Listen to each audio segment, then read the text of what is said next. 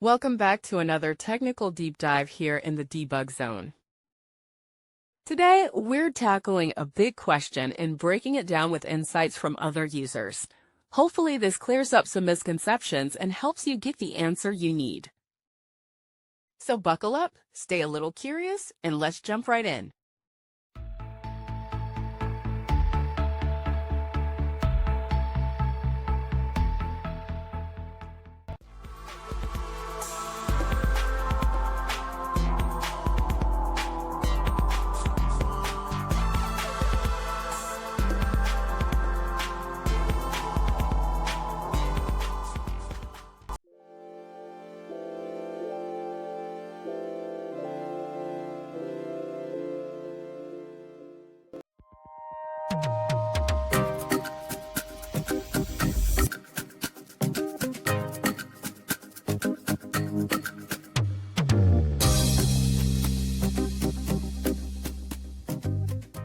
And that's a wrap.